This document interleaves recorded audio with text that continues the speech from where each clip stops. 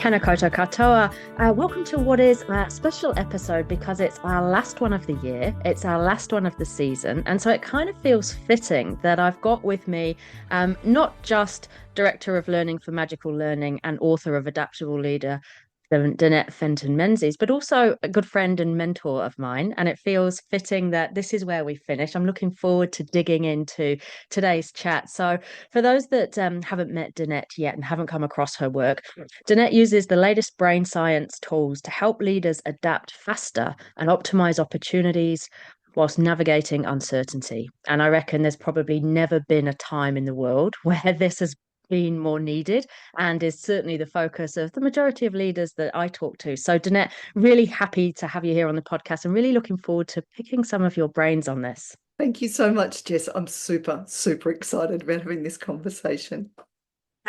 Danette and I get to have a lot of cool conversations in this space. And I think it's amazing that, today we get to share that conversation and other people get to listen in.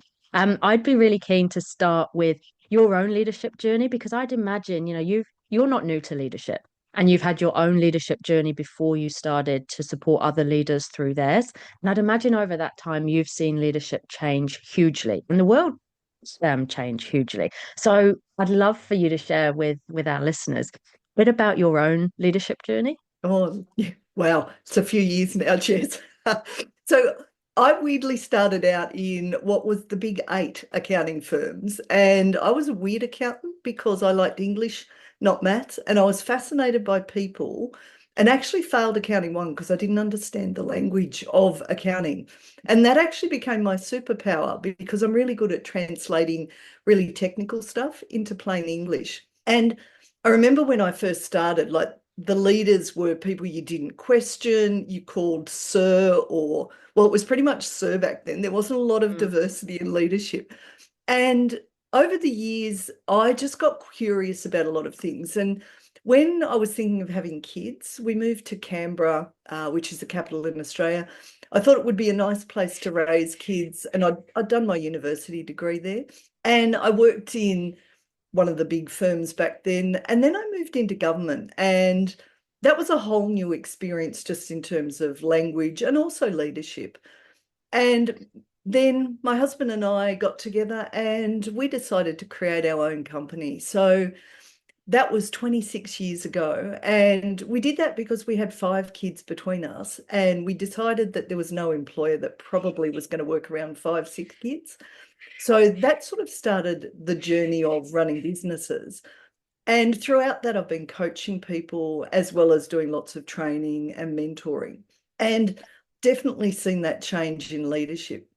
I've always believed that, if you understand what motivates your people, if you give them space and you're curious to bring out their best strengths. So I'm, even though I'm an accountant, I don't do any accounting in our business because that's not where I value add. So I look in my team members to always look at where they value add, even if they've got a particular strength, but it's not something that they really always want to do.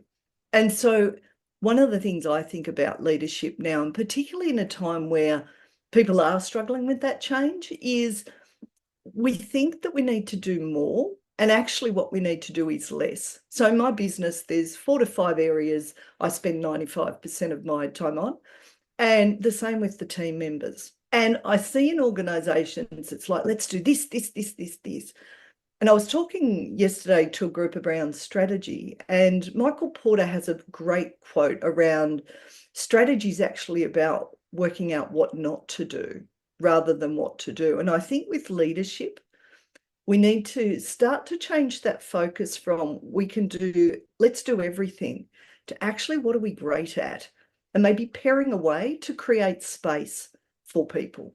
So that's a little bit of my journey, Jess, in a very short time. And a massive journey, right, to condense into such a short time. I think you're so right. I love the concept of less but better. So I think you're right. Our businesses are obsessed with always doing more with less. And I think often we forget then that can sometimes be reversed, that actually doing less achieves more. And yet it just flies in the face of all of our norms and all of the stuff that our businesses kind of, push down the pipeline to us. And I think that our leaders are the bottleneck then for that in terms of how we are managing the stuff that's coming down the pipeline, but then also trying to manage the team that we support as well.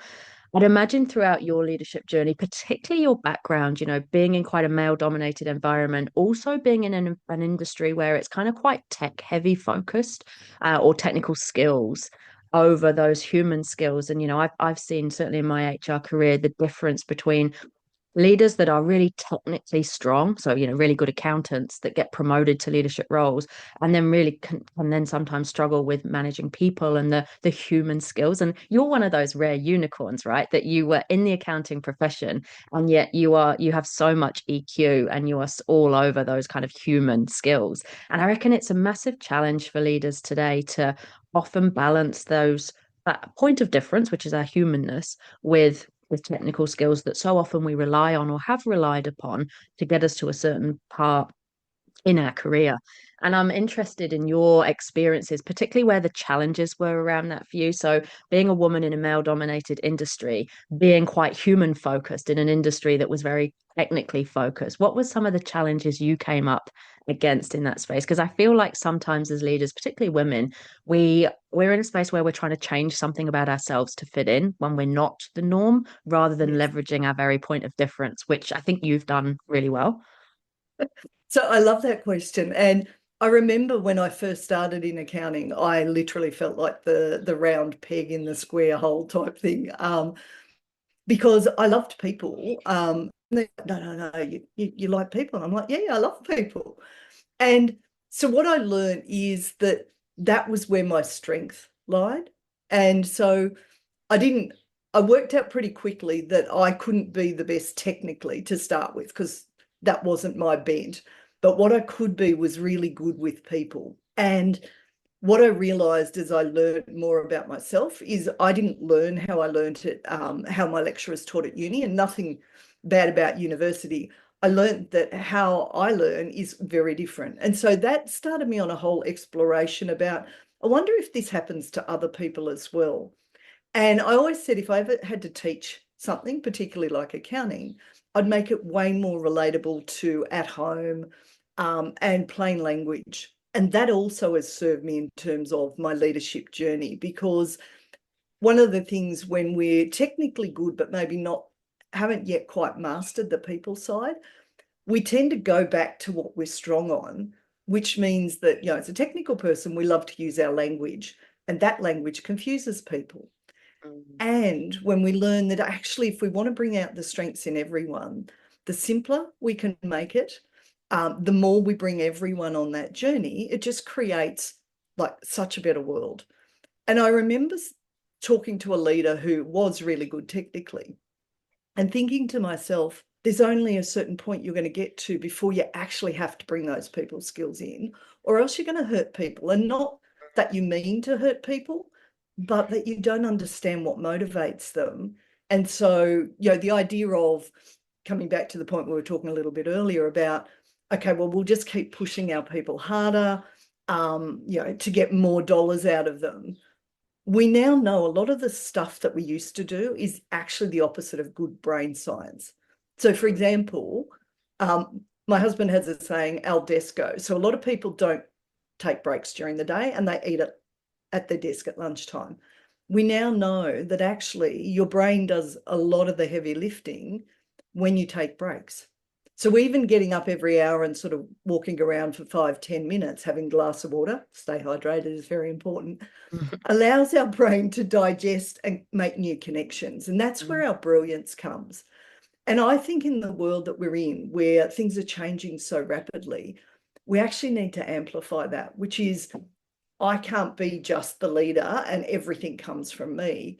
Actually, the brilliance comes from my team. So if I can amplify their brilliance and we bring all of those different perspectives together and everyone feels good, they're not burnt out, then we actually have a way better competitive advantage than an organisation that just keeps their people under the pump churning, and there's a lot of fear in the leadership. Does that help? It does. I couldn't agree more. I couldn't agree more. And it speaks to that, when you do less, you achieve more piece. And I think, that for me, that is our only job as a leader to Yes. manage our team, right? And so many Yeah. leaders are spread too thin because we're trying to do the job of the team, or we're worried we don't have the same technical skills or experience as some of our team. But if we were just to be a leader and lead the team and lead a high performing team, then everybody's job becomes easier. And yet we know that as leadership has changed, particularly in the current climate, we there is a bit more pressure on leaders' shoulders. We have this tension between the BAU stuff that we want to make progress on and planning for the future and the big projects that we want to get stuck into, whilst also having to manage, crisis after crisis. I think it was the World Economic Forum that sort of termed this current climate a polycrisis, because when you put together the world wars that are happening, the climate crisis, the economic instability, and then, of course, pandemics, weather events, all of the stuff that we face into, leaders seem to be lurching from managing one crisis to another. And then, of course, the impact that has on our team and our business models, whilst never actually getting to some of the more value add, this business as usual stuff. And given that you authored the book Adaptable Leader, you know this stuff inside out, right? This is your expertise. So I'd be keen to understand what advice would you give to leaders who find themselves in that space where they're managing multiple crises? They've got teams that are, trying to manage the change and uncertainty that's around them and still do the value add, the BAU, the kind of stuff that makes them feel good at the same time. Oh, that's a great question. So, Jess, the first thing I would advise the leaders is to stop. So they need to pause, to breathe before they move forward, because under pressure, our brain will want to tick boxes to get some certainty. And so it'll be like, okay, tick, tick, tick, what can we get done? The thing is that in order to bring out our brilliance and our team's brilliance, we lead through how we show up. So I have a lovely saying, which is, before you go into work or get online to talk to your team, check your face. So if your face is frowning, and I know we're doing audio, but if you could imagine I'm frowning like this, then my team, the moment they see me, I'm actually going to worsen their performance because it's going to trigger the threat response in them. Whereas if I come in and I'm calm and I'm smiling, their brain's going to stay wide open. And we're going to be able to use the innovative and the creative part of their brain, not just the fear-based part of their brain. So, and this is just a technique I teach people. So our brain's 2% of our body's mass, but it uses 25% of our body's energy. And the moment we are triggered by a threat, so it could be an upset client, an upset colleague, our brain diverts blood flow from the thinking part to the survival part. And in that moment, we all become less effective. There's a concept called emotional contagion, and I'm sure you've probably talked about it many times. So as a leader, if we come in, we share the love, whatever that love looks like, whether it's a stress or whether it's a happy person. And so taking the time to check in, where am I at as the leader before I come into the workplace, taking those beautiful deep breaths, looking after ourselves. So reading all of Jess's books, because she's got some amazing concepts around what we need to do to actually show up as the best version of ourselves. And then I think that's where we bring in the heart, that we look around our team to see where they are, and we make sure that they know that we care about them and that we've got their back. Because the thing that happens the moment our brain detects threat is, in everyone's brain, it becomes each person for themselves. And so we get the survival part of a person, which is not great from a thinking perspective, versus when people know we've got their back as leaders, they actually bring more of themselves to the workplace, which means we get better perspectives and way better answers. And the moment you feel that need to rush, that's the time to slow down, to breathe, because the rush is your brain trying to get things done. But actually your brilliance in uncertainty is to take a little bit of extra time. So in our company, we have excess capacity built in to our company. So last month, 2 of our team members went off for a month on holiday, and there was enough excess capacity that the team members that were left were able to do what needed to be done. And the 2 team members didn't come back to an inbox that was, thousands of emails. And I think when we start to see that as leaders, our role is actually to look at, is there stuff we're doing that maybe we should stop doing? Because it's not really value adding to us delivering on our strategies. Is there stuff that you or your team are tolerating? And I learned this when I did my coaching quals. I wish you could all see my face, but basically a toleration is when you go to do a task and your face basically goes, ugh, it really doesn't want to do that task because it's probably long-winded and you can't really see the purpose of it. And I reckon exploring those areas can help leaders to identify, okay, there's probably stuff we need to stop doing. There's stuff we're tolerating that we need to change and streamline. And look at the activities that we're doing. Are they value add or not? So, for example, meetings, most organizations have way too many meetings. Yeah. And the purpose of a meeting, you need to be intentional about it. So if you're not intentional, we just turn up for the same meeting every week and we go away and we're not really sure what it achieves. Maybe that's some time to buy back and use for more thinking time or just creating space so people's brains can work more effectively. Yeah. So they're just some of my ideas, Jess. Yeah, and I love them because I think at this current point in time, adaptable leadership is probably one of the biggest skills leaders need, right? Because of the climate that we're in. And often it's the stuff that flies in the face of some of our outdated norms around how we run our businesses. And I love particularly the space, I often call it slowing down to speed up. Yes. And it seems counterintuitive because when you're busy and there's a lot on, the last thing you want to do is stop. But it's probably the most beneficial thing you can do in terms of what it does to the brain, the space it opens up, and then how it enables you to respond rather than react to what's going on around us. And I think particularly as leaders in these times of crises and uncertainty, we role model this stuff, right? Mm-hmm. And if we are not calm and centered and connected and have that space to be able to kind of, see the way forward, then our teams won't be able to either, right? Because they're looking to us in those instances. Yep. Now, I know that you're constant learner. It's no surprise that learning is such a massive part of not just what you do in the world, but also who you are. So I'd love to know, what's the best advice you've ever had, or the stuff that you keep coming back to as the center pins for the most valuable things you've learned that kind of keep you on the track, even when there's lots of change and uncertainty around us? I love Ben Zander, who he's got a TED Talk, and he was the conductor of the Boston Philharmonic Orchestra. And this comes to the language we use. So our language creates our experience in life. And when someone in the orchestra would misplay a particular note, instead of getting annoyed, he would go, oh, how fascinating, or oh, how interesting. And that actually has held me in really good stead, because the moment I notice, because under pressure, we want things to go well and we want them to be perfect. And people will say, I'm annoyed, I'm frustrated. And I'm like, no, fascinated.